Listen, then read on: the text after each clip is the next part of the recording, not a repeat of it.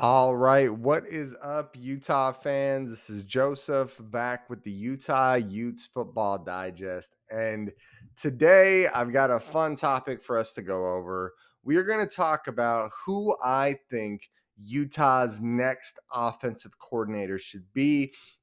And for the discussion, I did quite a dive into potential offensive quarter candidates. Spoiler alert, these are all G5 coordinators that Utah would really be embracing and taking a step up in creative, exciting play calling and performance by bringing them in.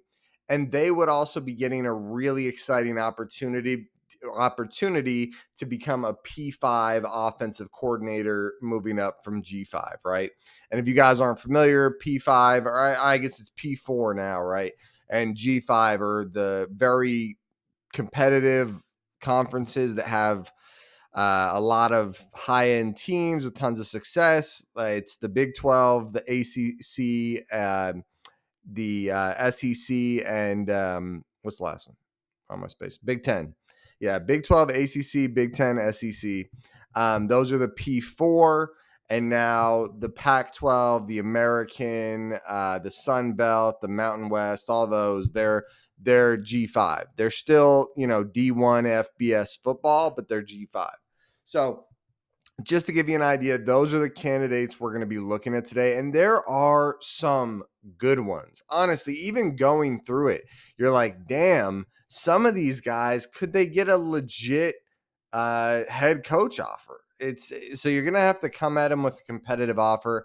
Anyways, I don't want to get too lost in the weeds of that, but all these guys are G5 coordinators, and they're all guys I would be super excited for Utah to get. So I'm excited to talk about it with you guys. Before we dive into it, guys, please smash the like button. That'll help get the video out to more Utah fans.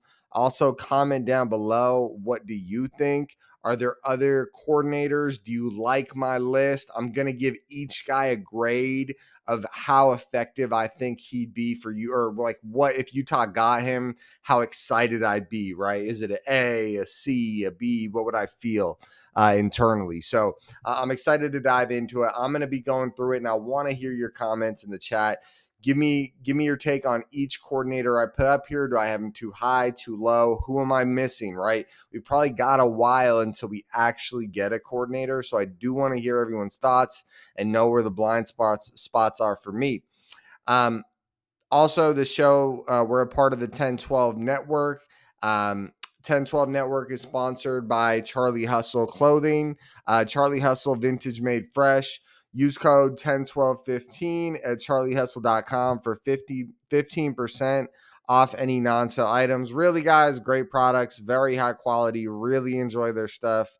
And if they ever want to send me more shirts and they're watching this, you're more than welcome to. Really, really enjoy their stuff. Seriously, if you guys are willing, to put out the money for a nicer quality shirt and you're into, having nice stuff, you get 15% off that, put it back at like a normal price, and, you go from there. Again, 10, 12, 15. And let's go ahead and dive in and let's talk Utah Utes.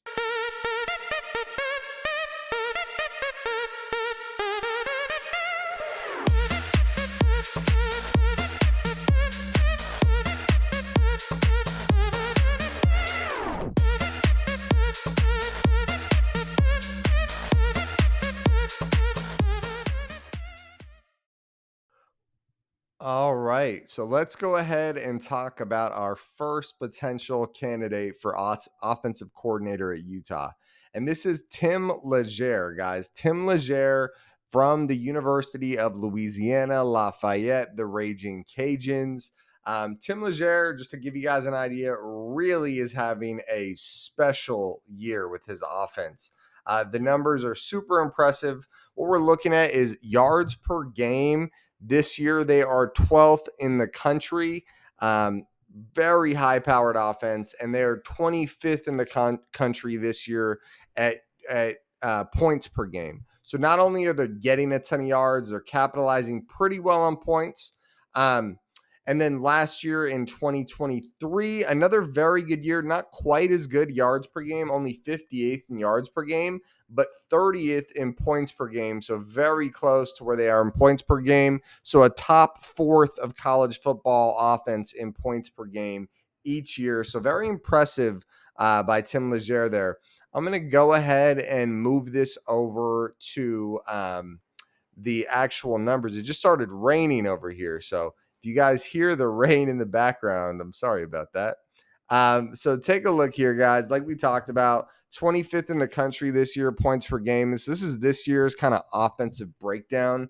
They're averaging 33.2 points per game.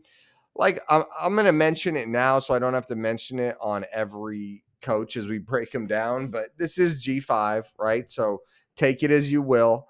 But you can only beat the opponents you have, and I think that there's still a ton of good here. So, like I said, number 12 in 448.9 yards a game, number 12 in the country for yards per game. And then we scroll down just a little bit here in rushing yards per game. They're 191.8 rushing yards per game. That's number 24 in the country, 5.4 yards a carry. And they have a slight overall lean at 53.64% to rushing over passing. I think that's a really good sign for him being a realistic pick. And I think Whittingham would like that style of ball. Another couple cool things, passing yards per game, 257.1 for Tim Leger. That's number 37th in the country for passing. But I think this is where you might see a guy like Whittingham like him a lot.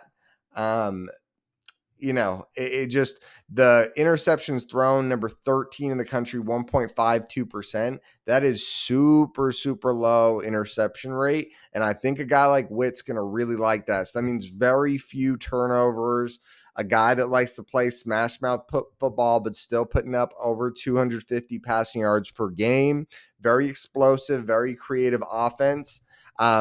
I think kind of where I'm at with Tim is he's a very exciting candidate. And if we were able to get him, I'd be ecstatic. I think it'd be a great pick. The cons with Tim would be, hey, both years you didn't quite crack that top 20 in points per game. And I know that's a little nitpicky. And then last year you were 58th in yards per game. So a bit concerning there. But overall, a team that puts up points consistently each year, under his lead. And I think you got to take that into account. And I think it's a, very, very impressive resume he has here.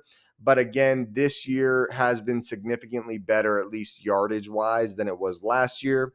And you got to wonder, hey, can you do that at the P5 level? I do think Tim Leger, how do you say it? Leger is a very good candidate, and I'm going to give him a B. If we were able to pick up Tim Leger, I would give it a B. It would be a good to great pickup, but not quite on the level of some of the other guys we're going to discuss. Let me know what you guys think. You guys think I'm looking at this fairly? I honestly, I think he'd be the type of guy Kyle Whittingham would really want, though. I like him a lot. And it's Tim Leger, University of Louisiana Lafayette, Raging Cajuns. Okay, next up, Tim Cramsey, the offensive coordinator for Memphis. If you guys have not been paying attention to Memphis, they have been on an offensive hot streak the past couple years, and Tim Cramsey is the guy behind that. He has been their offensive coordinator for 3 seasons now.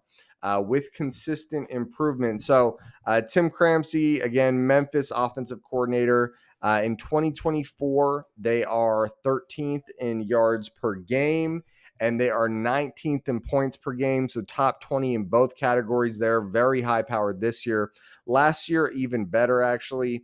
14th in yards per game and 7th in points per game. So this is one of the best offenses in the country last year. And again, this year, one of the best offenses in the country.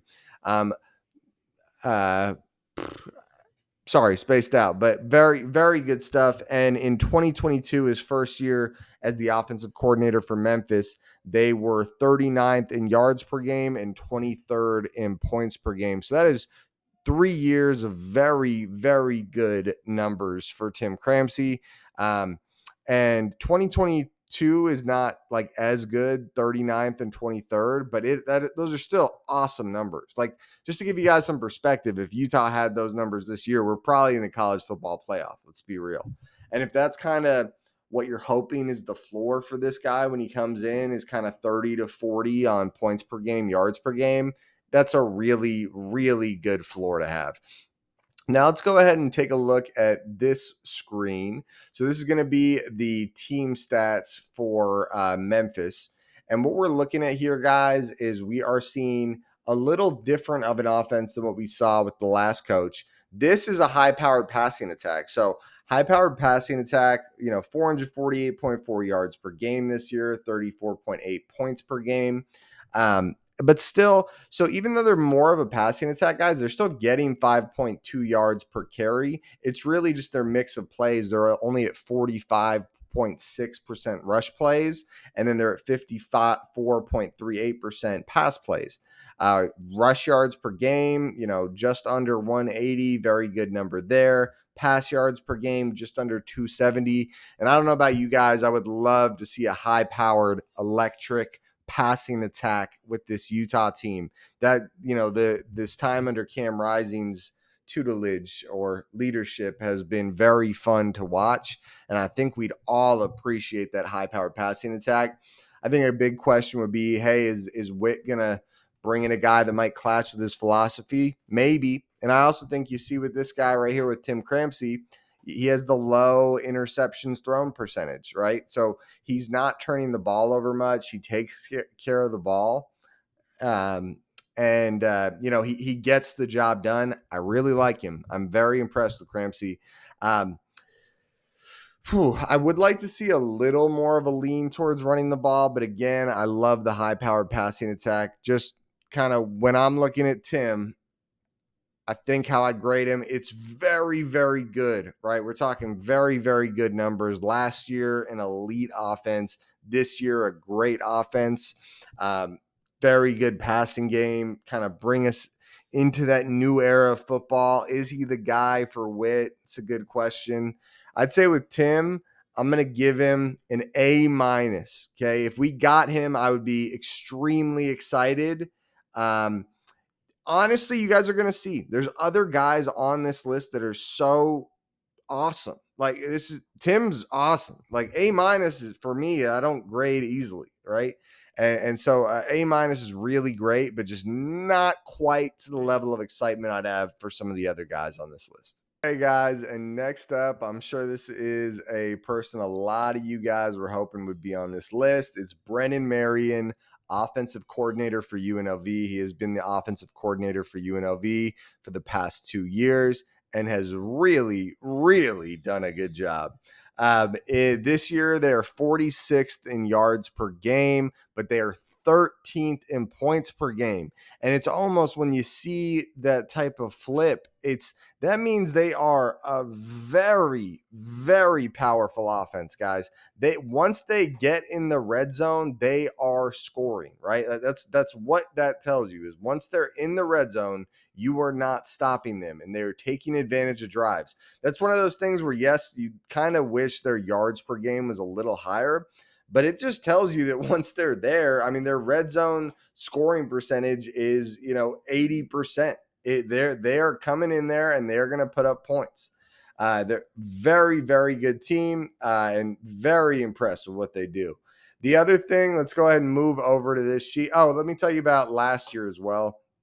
Brennan Marion led this team last year to 35th in yards per game and 17th in points per game. So almost as impressive points per game and even better yards per game. But with the style of offense he's playing, you could argue that maybe you like that bigger discrepancy in yards per game and points per game because it means they're really dominating when they do have the ball. Now let's move over to this, guys. This is where things really start to get impressive. So look at this rushing attack here. They're running the ball nearly 63% of the time, averaging 5.3 yards per rush, rushing nearly 40 times a game, and they are pounding the rock at 220.8 yards, rushing per game. That's number 9 in the country. And if you want to talk about a guy that Witt would love, that's the style of football Witt loves to play, is that bully ball, pound the rock, make them pay. You know what else I love about that, guys? That's less quarterback reliant. It's less quarterback reliant. It means that you are able to get it done kind of no matter who's there at quarterback. You probably, they involve the quarterback in the run quite a bit. And so I think that's super impressive. This is kind of where you're going to see a little bit more to be desired, right? Where pass play percentage is only 37% of the time. Then we have pass yards per game, 185.4. They're not even in the top 100 for passing yards. Interceptions thrown a little higher than some of the other guys we looked at 1.97%. And this one's a big one too. The QB getting sacked percentage is a little high.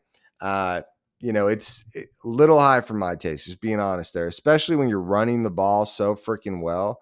You'd think you'd be able to get play action, get screens going, and you don't like to see that.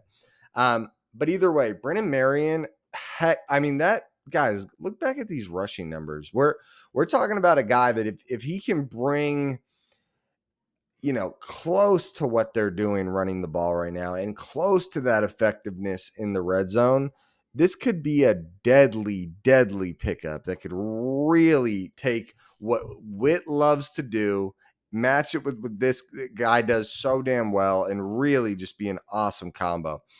And guys, I know a lot of people, I'm just thinking ahead. I'm sure some of you guys are going to comment under the video and say like, well, this is Morgan Scalley's team in the very near future. It doesn't matter what Witt wants. Guys, Utah has had a mindset and style of football for a really long time. Morgan Scalley is very similar to Witt. They have been on the same coaching staff years and years and years. Sure, will Morgan Scalley's philosophy be a little different? Yeah, but is it going to be like, oh, hey, we're never running the ball anymore? No, that's not what it's going to be. Now, in saying that, I do think there are some red flags here, right? That turnover, the interception thrown percentage is a little high, right? And we also have the quarterback getting sacked a lot. I think that's a bit of a yellow flag. I'm going to say with Brennan Marion, I'm going to put him in the B grade. Tough. I'm really borderline B plus. I want to know what you guys think about this one because it's a little hard for me. I just think if I'm comparing, I got to compare him to the other guys I'm talking about. If we got him, I'd be very excited, right? A B is a good grade, and I think he's a very good offensive coordinator. But at the same time, would I be at the same excitement level as some of the other guys? I'd say no, right? I'd say no. So I'd give Brennan Marion a B here. Okay, guys, and one of the most exciting people on this list is Mac Leftwich. Mac Leftwich is the offensive coordinator for Texas State. I'm sure a lot of you guys are thinking Texas State. Why would we care about Texas State? He has been lighting the college football world on fire this year. They are a very, very impressive offense right now. Let me tell you about his story. In 2022, he becomes the offensive coordinator, 117th in yards per game and 108th in points per game. So dreadful numbers, a couple of years ago, year one. But then he really steps things up, takes a giant leap in 2023 to 22nd in yards per game and 20th in points per game. And then again this year, he's taken another huge leap where they are 6th in points or 6th in yards per game and 15th in points per game. This is a deadly offensive coordinator in Mac Leftwich. Don't let that big smile fool you because he's going to run the ball down your throat. Now let's talk about what they try to do on offense. I just kind of hinted at it. But again, 35.8 points per game. That's 15th in the country. 469.3 yards per game. That's 6th in the country. Third down conversion, 45%, 17th in the country. They're running the ball almost 55% of the time. Obviously, Witt's going to like that. 5.4 yards per carry, very high there. Nearly 39 rushing plays a game.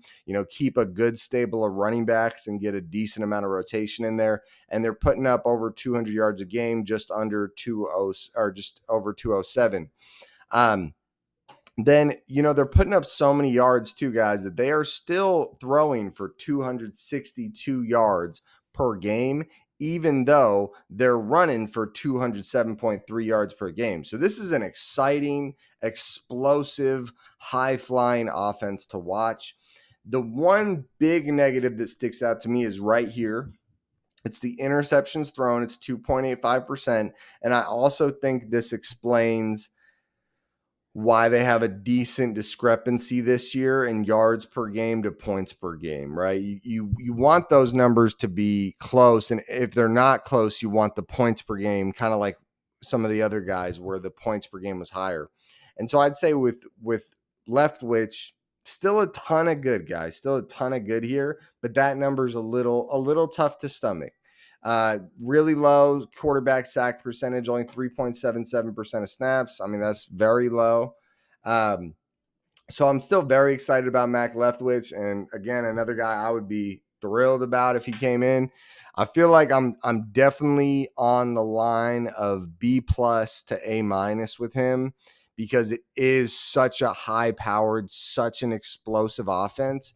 The way this would complement our bend but don't break defense would be amazing. I like if he were to come to I think I already know my answer as I'm talking about it, because if he were to come to this team and bring in even a glimpse of this level of offensive production, it would be a total game changer for us. Like it's what the big boy schools play, right? It's that take some risk, throw the ball. That's what we've been talking about all year. I'm going to give it an A minus.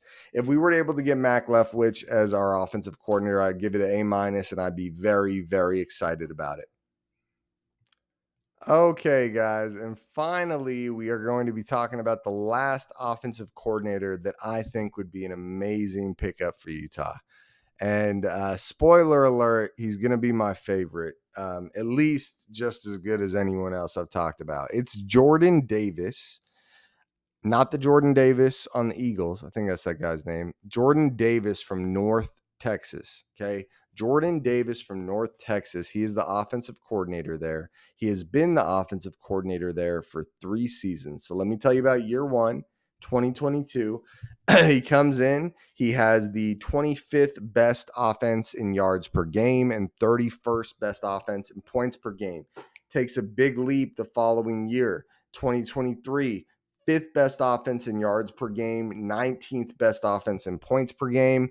And then in 2024, he is currently at 4th in total yards per game and 16th in total points per game. This guy lights up a football field and has done it consistently with basically no blips on the radar, guys. If let's imagine, like, we look at the numbers here. His worst year out of these 3 is 25th in yards per game and 31st in points per game. If he could bring that in with the high-powered defense we year in, year out, put on that field, it would be a monumental game changer for us. I'm super, super impressed with what I'm seeing here. Now let's go ahead and dive a little deeper into the numbers here, guys. So this is North Texas's stats this year. You see here they're number 16th in points per game, 35.7, and nearly 500 yards per game at 497.8. That's number 4 in the country. Very, very impressive. I mean, this team is lighting up a football field when they come to play. Very, very impressed.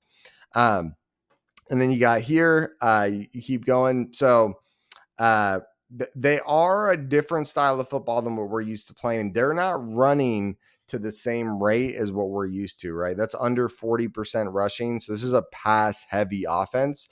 But what you do like to see is they're still getting 5.4 yards a carry. So when they do run, they're seeing a ton of success. And on top of that, still over 150 rushing yards per game, which is it's just slightly below the middle of college football. So even though their passing game is ridiculously high powered, their running game is still pretty respectable. You see here, they're passing over 60% of the time. You like that completion percentage. It's very good. It's 31 in the country, but 64.2, maybe a little higher. But take a look here, guys. 345.1 yards per game throwing the ball. These guys are putting up nearly 350 passing yards per week. One, you're going to attract awesome quarterback talent year in and year out. If you could average 300 passing yards per game as a P4 football team, you are going to consistently bring in great quarterbacks. And you take a look at this other number here, interceptions thrown. It's a little higher than I'd like it, especially with, Witt wanting to keep the turnovers to a minimum, which you always want. But I think for the amount that these guys are throwing the ball, that's pretty good, right? It's a good number. And then take a look at this number, guys. Quarterback sack percentage is only 2.28%. That's number 5 in the country. So he protects his quarterbacks. There's not a ton of negative plays. I think you really, really like to see that. I am very impressed with Jordan Davis. He is going to take the top spot for me. I definitely see how some of you guys might disagree. I'm excited to hear more about that. But for me, if he were to come in here, the excitement I'd have, the future of this team, and how explosive this offense would look for the future, he would be the guy. And I'm debating between an A and an A plus. I mean, if I'm not going to give him an A plus, who am I going to give an A plus? I'll give it an A just to be fair to the other candidates I went over, but it would be for me probably the most exciting, most optimistic future for our offense that we could bring in. I'd be very excited. So that's Jordan Davis for the University of North Texas. Okay, guys, so that was a fun video to make. This is a fun little topic to research. Just to recap the guys we went over: Tim Leger, the University of Louisiana, Lafayette; Raging Cajuns, Brennan Marion, UNLV; Mac Leftwich, Texas State; Jordan Davis, North Texas; Tim Clancy, Memphis. A ton of really talented offensive coordinators. And I want to be super clear. We get any of these guys, some more than others, but we get any of these guys, and I'm very, very excited about the future of the program, right? You land one of these guys, even if you see like a decent little step down from what you're used to, because they're going from G5 to P4, you would still be getting a very, very good offensive coordinator, because most of these guys are elite offensive coordinators over a decent sample size. So we'd be getting some ridiculous talent. What I want to do before we get out of here, guys, smash the like button, but also, what do you think about these coordinators? Are there guys we're missing that I don't have on this list? But also about these guys, how excited would you be? Give me your grades on each guy. Maybe your philosophy is a little different than mine. I honestly, to me, that's my number one ask on this video, is tell me what you think about these 5 guys. And then if you don't think this is the end of the list, give me more, right? I want us all to be as informed as possible. So I want us to have named and spotlighted the guy when Utah finally does bring him on board. I want us to have checked that box. So I want to know what you guys think. These are all very, very realistic options in my mind, and very exciting options. So please comment down below. Tell me what you're thinking. And then outside of that, subscribe to the channel. If you lasted this long in the video, obviously you probably love Utah football, or you're looking for your team's next offensive coordinator. So subscribe to the channel. I'm out of here, and go Utes.